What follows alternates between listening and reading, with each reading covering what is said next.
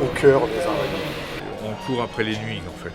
On a besoin de la nuit et donc en journée on passe notre temps à préparer la nuit suivante. C'est un vrai casse-tête. Ouais. Voilà, c'est les Invalides. Tout simplement, c'est bien résumé, c'est les Invalides. Ce monument, c'est quand même 230 mètres de projection. C'est la plus grosse en termes de dimension.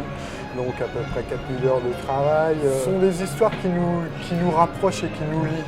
Nous devons respecter la journée, tous les touristes qui viennent circuler. Donc nous, on doit faire des réinstallations, des réimplantations de projecteurs tous les jours. Système de vénitienne qu'on prépare à l'atelier afin de pouvoir ouvrir et fermer tous les soirs. Parce que la demande aussi des Invalides, c'est que ça reste ouvert pour que le soir, la journée, ils puissent faire leur visite normalement.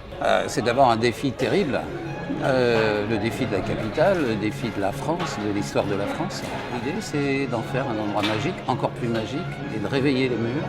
C'est presque un voyage dans le temps qu'on va proposer. C'est la pierre a emmagasiné ça quelque part et hop, elle me le restitue, à charge après pour moi de le rendre effectivement visuel dans un spectacle. Mais à chaque fois, ça passe par un contact charnel avec la pierre. La dernière fois, c'était sur Notre-Dame de Paris. On s'est dit on va avoir du mal à faire encore mieux. Et je pense que là...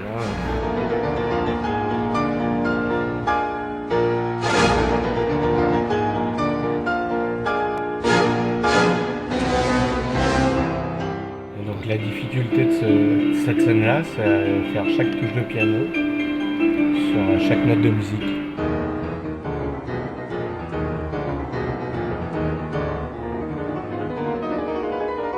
Travaille la journée, puis la nuit, les ordinateurs calculent. En fait. C'est ça qui est bien sur ce genre de projet, c'est qu'on apprend vraiment beaucoup de choses.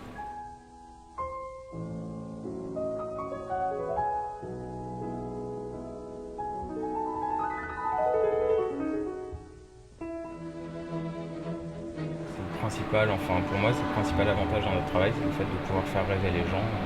Je l'aime.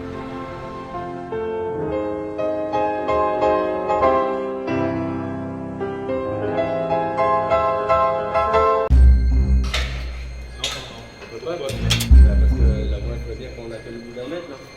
On la met de ce côté-là, ou alors il faut l'inverser carrément. On va inverser le 2 mètres, le mettre là pour gagner derrière.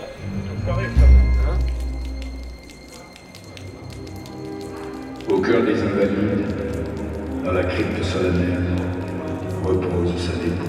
On attend ton top 2. Bienvenue à l'Hôtel National des Invalides. Le monument était au commencement en bordure de la ville de Paris. Les réfectoires et les galeries désertées bruissent des échos de mille et mille souvenirs. Comme dit Malraux, on peut aimer ça en tant que touriste, mais on sait très bien que ça résonne de façon profonde pour les Français, pour ceux qui aiment l'histoire, et puis voilà, c'est des monuments qui racontent quelque chose. Ok, on envoie Xavier, c'est parti.